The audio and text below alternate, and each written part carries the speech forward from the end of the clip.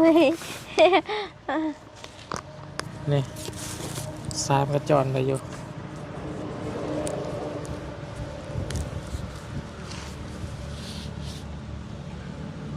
นี่เขาจรทรายเอาก็ได้ป่ะใส่ไปหาหน่อไม้ได้ เด้อ ไว้ใส่หันใส่นี่พาไปปลาไปดงเลยกระเป๋าซื้อหมูเบิ้งโอ้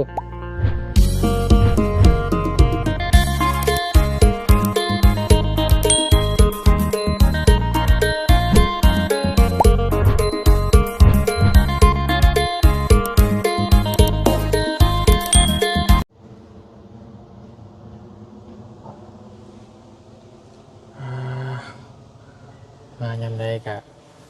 ภาพงามยำนั่นพี่น้องเลยเนาะบรรยากาศเทือนซาลานแปดของน้องเจียงพี่น้องเลยเมื่อวานนี้ก็ได้ต่อน้ำประปาเขามาเรียบร้อยแล้วพี่น้องเลยเนาะแต่ว่าเป็นใส่เป็นกองเตอร์เก่าเนาะแต่เป็นคือเขาลองซ้อนนั่นแหละพี่น้องเลยเนาะเอาตัวนี้มาใส่ก่อนแล้วก็จะมาเปลี่ยนกองเตอร์ใหม่ให้เนาะเพราะว่าเพื่อซีกองเตอร์ใหม่มาเนี่ยก็ต้องใส่เวลาว่าสันพี่น้องเลยก็เพิ่นก็เลยแก้ไขให้ก่อนเอากองเตอร์เก่ามาให้ก่อนปัจจังเปลี่ยนให้น้ำรังพี่น้องเลยเนาะเอาในมื้อนี้พี่น้องวันที่7แล้วเด้อพี่น้องเลยเนาะอีกยัง2 มื้อเนาะที่8เป็นมื้อนี้ต้องตาเกียมเนาะตาเกียมเครื่องคล้องพี่น้องเลยเนาะให้ทางครอบครัวน้องเจียงพี่น้องทีมงานเฮามีหยังแน่เนาะเพราะว่ากับทางว่าเสี่ยงก็ได้มอบน้ำพี่น้องเลยเนาะทางอาจารย์ก็มอบข้าวแล้วก็เงินเนาะจำนวนหนึ่งพี่น้องเพื่อให้น้องเพิ่นได้การเกมอย่างต่างๆเนาะมันนี่น้ำอยู่นี่แหล้วมันสิเปียกเนาะถ้าว่าสั้นกับต่อเอาน้องเจียงเนาะปุ๊ต่อมันไหลทุกอย่างนี่ก๊อกน้ำเนาะมันอยู่แถวพุ่นก็ได้เนาะหนึ่งมามันไก่ทนพัก2มามันไหลลงคุมบูมกันมันจึงบ่เปียกไอ้นาเฮือนนาซานเฮานี่แล้วมื้อหน้าจังต่อก็ได้เนาะซื้อท่อมาพี่น้องเอ้ยเนาะสบายดีเนาะเจียมพี่น้องเอ้ยไก่ก็มาทุกมื้อทุกที่แล้วเนาะวันที่7ได้มื้อนี้วันที่7วันที่8นี่ก็แม่นเริ่มแล่นแล้วบาดนี้เนาะมือกาเกียมในมือที่8ก็จะเป็นไปได้ก็แล่นในมือที่ได้พี่น้องเอ้ยคือว่าสิไปหาผู้เฒ่าไปหาผู้เฒ่ากันพอของเมียเนาะไปบอกชัวไปประมาณสำนีนี่ประมาณจักโมงฮอดประมาณจักชั่วโมงไรประมาณชั่วโมงปลายกันแล่นไว้เราเคยไปชั่วโมงปลายรถนี่ใหญ่ขึ้นบ่ได้เลยเนาะบ่ได้ละทางน้อยบ่มีทางอื่นเลยเนาะได้พี่น้องแบบนี้ถ้าจะไปเบิ่งแล้วบุญกระไดพี่น้องอย่าไปเห็นเนาะทีมงานแบบว่า YouTube ยังเพิ่นบ่เคยคือไม่ถ่ายฮอดเพิ่นบ่เคยมีแต่อันนั้นคนบ้านหยังนะบ้านอดอนบ่าวนั่นนะบ่าวโกยบ่แม่นบ้านอดอนเนาะเราขึ้นเอารถจักรขึ้นนะฮอดภูนั่นเราไปย่างคือเก่าบ่ได้ขึ้นบ่ได้จักหลังคาเฮือนบ้านลายคือกันซ้ำได้เลย3 บาทโอ้สมบัติซะแล้วนี่โอ้แบบใช้ชีวิตคือสิลำบากเนาะเวลาไปหันไปนี่นะบัดไม่ตอกของน้ำเพชรเทือนในซ่านั่นแหละเราก็เข้าไปในไหนเนาะขนส่งเนาะเมื่อเราเกลือเราชื่อจักรแล้วเกลือเฮ็ดเองเฮ็ดใหม่ตอนนั้นแล้วก็เฮ็ดเองแบบพวกปูนพวกเล็กนี่ไปบ่ได้แล้วเนาะปูนบ่มีแบบคันบันไดมันมีปูนแบบนี้บ่มีแต่ไม้เฮ็ดไม้เอาเนาะเพราะว่ารถเฮ็ดมันรถไปบ่ได้เนาะพวกที่ขายเครื่องอุปกรณ์กะป้าสักแต่อยากไปแล้วพี่น้องเอ้ยเนาะเพราะว่าทีมงานเฮาก็เห็นล่มๆกันอยู่ทีมงานก็อยากไปคือทางลุงจันทร์ก็อยากไปเบิ่งบ้านพอน้องหั่งพี่น้องเอ้ยเพราะว่าเซิงเป็นหมู่บ้านที่เฮาบ่เคยได้เข้าไปจักเทื่อแล้วก็เป็นหมู่บ้านที่รถใหญ่เข้าบ่ฮอดก็เลยอยากลองคิด คำนวณเบิ่งกับทีมงานว่าพี่น้องสิไปเอารถจักรว่าซั่นเอารถจักรให้น้องเจียงไล่สอนไปพี่น้องเนาะตัวอย่างบ้านสะแล้วมีจักรคันกับครูเป็นครูเลย โดย เครื่องเจียกของแถมกับเอาเขาคืนนี้ โดย สามเอาไปได้หั่นแหละพี่น้องเอ้ยแต่ก็นี่ลองเว้าเบิ่งซื่อๆพี่น้องเอ้ยจะไปแบบนั้นเนาะได้อาบคืนแรกว่านำตัวเองเนาะ โดยยังบ่ได้อาบบ่ โดย แสดงบ่ได้อาบน้ำเลยเมื่อคืน บ่อยากอาบอยู่แต่ว่าจักเนี่ยได้ค่าเวียกหลายเลย เวททีมงานมาลายคำนั่นก็เบาเพิ่งอีกมาเขาก็บ่ได้อาบซ้ำแหละ บ่เพิ่งคนว่าได้ใด เบาเพิ่งว่าสิไปนำ ว่าสิไปนำ เด้อหรือว่าเอารถลาหันไปเขาว่าได้บ่เอาไป รถเรานะ เด้อ มันต่ำเนาะ เด้อ บ่อยาก ยัน มุ มัน นยันมุนเชือมันบนนี้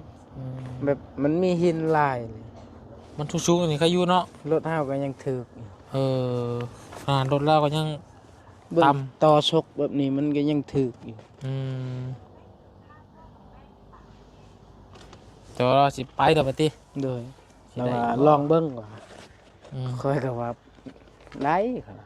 อืม ลองก็ได้ ลองก็ลองติ โดย เด้ถ้าเจ้าของดินมันมาล่ะทางบุญเพิ่นสิซื้อดินมื้อใดเนาะ โดย นัดกับอ้ายเพิ่นไว้ล่ะ สบายดีอ้ายมื้อนี้บ่ได้ไปไสบ่อยู่เฮือนบ่ค่อยบอกแล้วว่า บอกแล้วนะ ให้ยู่เพื่อนเด้อ สำหรับทีมงานเพิ่นสิมาซื้อดินพี่น้องบ่บุญซื้อดินใส่ซื้อดินเพิ่มออกมา4เมตรเพื่อที่น้องเพิ่นการเก็บจัดงานโต๊ะเต้นเด้ ตัวเป็นบ่เสียงว่าสิเอาอันหนึงหรอ โต๊ะเต้นอันหนึงเนาะ โดย กลางนี่ก็ได้บ่งเนาะข้างเฮือนนี่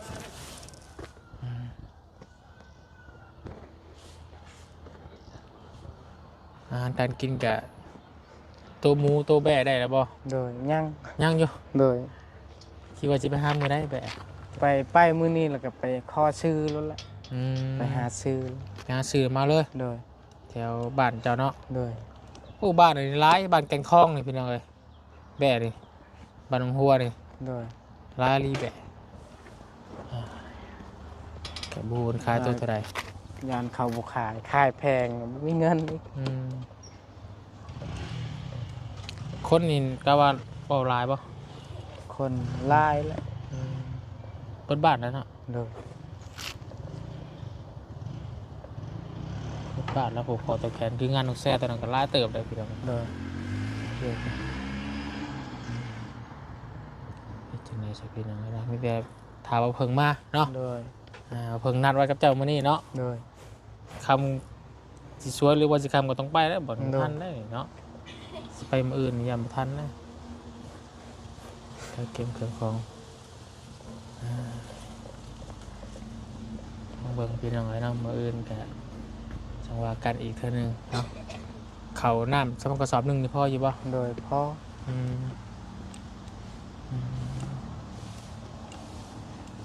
แต่ละเทื่อเขาเฮ็ดบ้านผูกแขนนี่โซล่าเขาเอาแต่หมูเลยเนาะ โดยหมูไก่ก็ได้ แบะก็ได้ แบะแห้งคักและแบะแบะมันเปรียบว่าคือตัวควายนะแบะแต่ว่าบ่มีหมูก็ได้แต่ตัวนี้ยานคนลายแล้วก็ซื้อแบะ สมประมาณได้บ่30 คน โดยได้แล้ว ประมาณนั้นเนาะ โดย สำราคาเฮือนนะเนาะ โดย ว่าแต่ในบ้านเฮาเองนี่ทีเนาะ โดย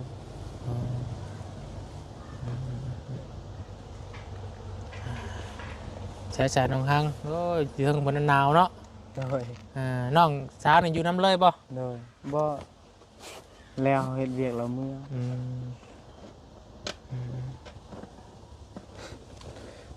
เมื่อวานเพิ่นก็โชคล้นทับพวกพี่น้องเลยเนาะ1 ล้านกีบโอ้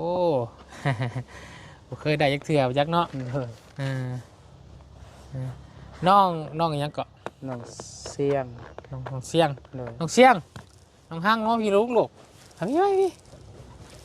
มาถามความรู้สึกเนี่ย พอดกินไหน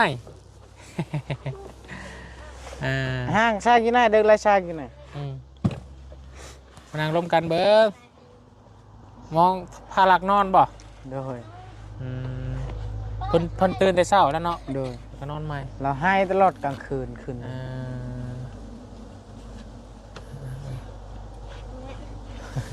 อาจารย์น้องเจียงหนักไปเอายังไออยู่บ่ไปปักอยู่ไหนน้องเสียงโอ้ยคนเกือบน้องข้างคักนะเนาะเพื่อนนั่งอยู่หรอกนั่งไกลพวดเจ้าผมไปกูเชียงกูนะ กูอย่าไปหาพวดเจ้าผมให้น้องนั่งนี่เป็นวัดเนาะลองเชียงเอาสบายดีสบายดี เป็นยังไงในเงินวานนี่แบ่งกันก็เหยได้เท่าไรวันนับอยู่บ่ฮะ ในล้านหนึ่งเรายังโมหูภาษาลาวเราไปโมหูเนี่ยยานเนี่ย หัวบ้านมันอยู่ในนี่เลยพี่น้องบุคคลได้ออกมาเนี่ยเนาะครูช้อนกับช้อนภาษาลาวภาษาเราถึงเราเตะเราเชิญเตะอ้นเรา น้องหั่งได้จ้ะคือหูภาษาลาวมาอยู่นั่นมันเจียงอย่างหูบ่เลยมันอยู่เขตนอกได้เนาะเขตแถวนี้ไปพ่อกันได้จ้ะลืมบุญบอกลืมมันพ่อกับน้องหั่งเนี่ย ไปชื่อมู ไปซื้อหมู เลยไปซื้อหมูแล้วพ่อเลย โดยไปซื้อมูแต่งเมียอายตอนนั้นพบหักพอว่าหมูตัวหนึ่งเนาะในเมียผมหมูตัวหนึ่งพอเห็นแล้วก็ปิ้งเลยบ่โดยเดี๋ยวลมมันโทรศัพท์ผมมีบัตรว่าเห็นเราปอกหน่อไม้ตอนนั้นแล้วขับมาแล้วก็ไปเล่นเลยเห็นแล้วปอกลงมาเนี่ยถึกใจแล้วเนาะโดยน้องหั่งเด้เห็นน้องเจียงครั้งแรกเป็นยังไงครูบามาเล่นน้ำแล้วบ่ฮะเราว่ายากตอนนั้นเราอยากล้มเนาะโดยจักเทือไปจากไหนลายเทือหอดช่องเดือน3 เดือนโอ้ล้มกันไปเทือแรกไปเทือที่2นี่เพิ่นยังบ่อยากเนาะโดยบ่อยากล้มเนาะโดยยังเล่นโตอยู่เลยเนาะโดยเอาน้องหั่งคนนอนจะเป็นครูกันพี่น้องเลยเนาะเอาจะน้อยกะหักแต่งงานเรียบร้อยแล้วเนาะโดยแล้วเนี่ยบ้านนี้ได้เฮือนฮอล่ะพี่น้องเลยเนาะได้เฮือนงามจับเฮือนฮอก็ได้ดีใจนั้นเป็นลายพี่น้องเลยเขาไปอ่านอยู่บ่คลิปคอมเมนต์ตัวเองอ่านอยู่บ่เขาเบิ่งคลิปตัวเองอยู่บ่โดยอ่านออกอยู่บ่ออกอ่านออกอยู่เนาะโดยน้องเจมส์ก็เฮียนอยู่เลยพี่น้องมีแต่FCมันคอมเมนต์เนาะอ่านภาษาไทยก็ได้เนาะโดยภาษาไทยมีแต่ภาษาไทยเห็นเขาคอมเมนต์ส่วนลายเป็นไอ้ปลาลูก FC อยู่ฝั่งไทยเบิดเป็นส่วนร้ายนะทางFC ทางประเทศก็มีหลายกันพี่น้องก็เป็นกำลังใจกับน้องห้างน้องเจียงแหละโอ้ยอ่านเขาไปอ่านเบิ่งแต่มีแต่คอมเมนต์ดีๆนี่แหละก็ถึงทีมงานเฮาก็ขึ้นเรื่องขึ้นซ่านแล้วเสร็จสิ้นภารกิจก็ดนเข้ามาเทื่อบาดนี่เด้อบ่ค่อยได้เข้ามาตลอดแล้วก็สิไปหาซอยทางอื่นแน่พี่น้องเนาะแล้วอยากไปบ้านน้องหั่งไงละแต่ว่าขามีการช่วยเหลือมาเนี่ยก็อยากลำบากอยู่ได้พี่น้องเลยเพราะว่ารถนี่แหละเนาะส่งอุปกรณ์เขาบ่ได้ทีมงานเขาก็ลำบากเติบแล้วแต่ว่าแต่เมืองกันมีคนทุกคนอยากหลายป่ะมีหลายละอีกหลายป่ะสุดท้ายบ้านเจ้าเขาเฮ็ดมันเฮ็ดให้ป่ะเฮ็ดมันเฮ็ดบ่ได้คนภูบ่มีรถไปเอาไม่ให้กินได้แต่เขากินเขาหากินแต่ละมื้อมีแต่เฮ็ดให้แล้วก็เลี้ยงหมูเลี้ยงหยังขายหมูแสดงว่าบ้านเจ้ามีคนเลี้ยงหมูหลายเนาะน้องเฮามีชงเชือเลี้ยงหมูใหญ่จืดขายหมูไม่ชื่อเชือ จนเลี้ยงหมูจนใหญ่หมดแล้วยังมีเงินไปซื้อเสือเนาะ โดย อืม มีหาหยังมีแต่เลี้ยงหมู อืม แต่เติมก่อน อืม ก็ใช่แหละ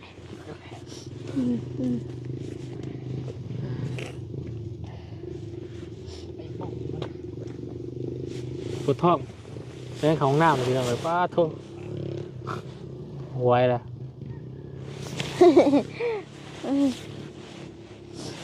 อยู่ดีๆน้องเจียงวิ่งเข้าป่ารีบๆเลยแกยังตัวขาดอยู่แล้วพี่น้องของน้ำเนาะยังไม่มีเดินก็มีแล้วมันก็มีแต่แรงกับป่าเราก็ได้พี่น้องเลยเนาะทางกินคลองกระเป๋าสะพายมีแล้วป่ะกระเป๋าสะพายใช้เงินมีแล้วป่ะยังไม่มีป่ะ ยังไม่ ปะกระบุญมีกระเป๋าอยู่พาน้องไปเบิ่งกันปะ นี่ว่าจะว่าจะ กูรู้สึกว่ามีกระเป๋าสะพายอยู่เนาะอยู่ในรถพี่น้องเลยได้เสียไว้ในห้างเพิ่นไว้สะพายมือขึ้นเฮือนเนาะเพราะว่าที่ทางนาโมเอามาแจกตอนนั้นเป็นน้ำบุเบิดเนาะนี่มีคนมึงก่อนอยู่ในรถ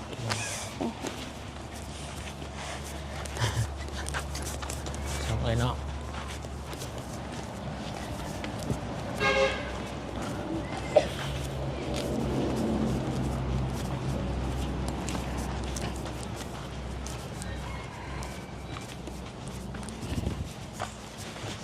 เดี๋ยว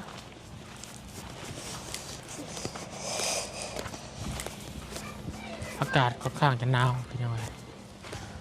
เย็น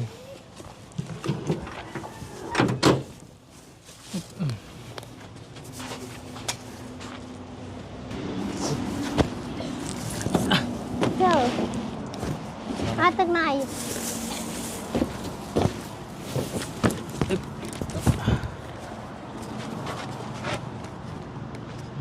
แอดฮอปเปอร์นี่ขึ้นมาเลยเดี๋ยวตั้งกล่องก่อน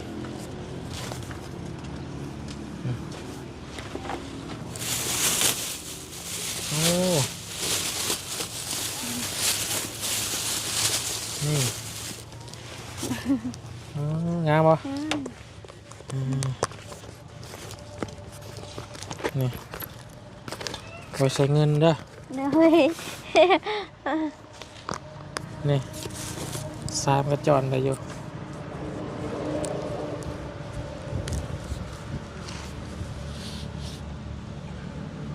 นี่เขาจรซ้ายเอาก็ได้ป่ะล่ะ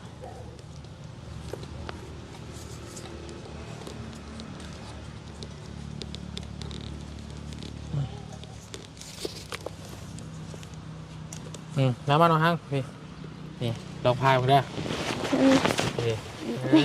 ไปตลาดเนาะ เลย ต้องมีบ่ตัวนี้น้องได้อยู่ว่าตัวนี้เนาะอ๋อนี่ได้อยู่พี่น้องเลยเนาะเด้อให้ตัวนึงให้น้องเสียงตัวนึงให้น้องห้างเนาะเปล่ายังเนี่ยพี่น้องเนี่ยเอาไปใส่หันใส่นี่เด้อ เลย ไปใส่ ขอบใจเด้อ เพิ่มเพิดน้องพาลักเนาะไปใส่หันใส่นี่แหล้วฟันกันไปเลยเพิ่นหน่อยไปหน่อยไปเพื่อนบาดเลยเฮ้ใส่กระเป๋าสะพายล่ะพี่น้องงาม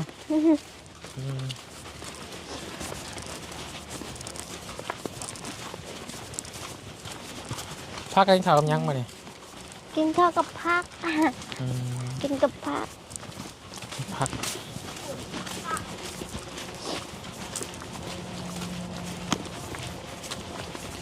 เป๋าดำสะพายมือเพิ่นมาผูกแขนขึ้นขึ้นใหม่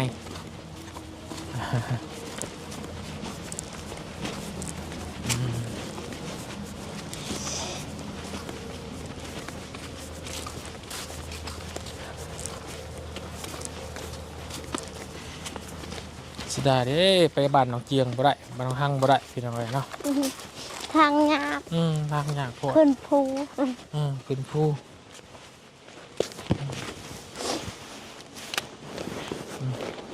ได้แล้วโอ้ไปใส่เงินเด้อมีเงินล้านหนึ่งก็ใส่เลยกระเป๋าขวัญถุงเงินขวัญถุงแล้วก็ถุงใหม่อีก นี่พี่น้องไอ้เนาะงามๆตอนนี้ให้น้องห้างเพิ่นเวลาไปตลาดตะลี เลย มือวันใส่ไปหาหน่อไม้ได้ เลย ไว้ใส่อันใส่นี่พาไปปลาไปดงเลยอืมตัวนี้ไว้ใส่กับเข่าวกับน้ำไปสวนมาให้เนาะนี่ไว้ใส่เงินตัวนี้ ใส่เงินพอขาซื้อหมูแล้วบัดนี้เนาะเป็นพอขาซื้อหมูแล้วร้านชาเดียวบบุญกะจีไปเบิ่งตามบาเพิงหายเด้อไปถ้าสิพาไปแล้วบุญจะไปบอกกันให้มันไม่ไหวพาไปพามาอะไรมันขับขอทางกันยากเนาะสาอยู่ดีไม่แห้งเนาะสบายดี สบายดีเด้อ เอามากระตุ้มมาไปชาพี่น้องกันเนาะกะมาให้กำลังใจเนาะให้น้องเกียงกำลังสิกาเกมไปหาซื้อเครื่องอยู่ของกินเนาะหรือว่าจะไปหาปลาเถ่าอยู่บ้านพี่น้องเลยตอนนี้กำลังกาเกมอยู่ถามเพิ่งว่าจะไปเป็นโมว่าจะพี่น้องเนาะว่ารถแงไปบ่ได้แต่รถจักรเบาเตียงว่าโลเพิ่งนาไปได้อยู่บ่ เฮ้ยโอ้คือฮะคือว่าฮังกระเป๋าซื้อหมูเบิ้งโอ้ใช้ผู้เมียเนี่ยมายืนกันยืนผัวยืนกันไว้ถ่ายรูปเลยใช้ยืนขี้โอ้เป็นพอขาไม่ขาได้เนาะเอา1 2 3เอามือปักบิ๊กกระเป๋าที่ไหนโซกกระเป๋า1 2 3โอเคไปหาซื้อหมูเด้อ เอาดีๆมีแห้งพี่น้องหยอกน้องเพื่อนเนาะไปเช้าโอเคพี่น้องให้บุญไปเวียดทางอื่นก่อนเด้อพี่น้องเด้อสำหรับคลิปนี้ขอลาแล้วสบายดีเบิดสุขุทุกคนเด้อ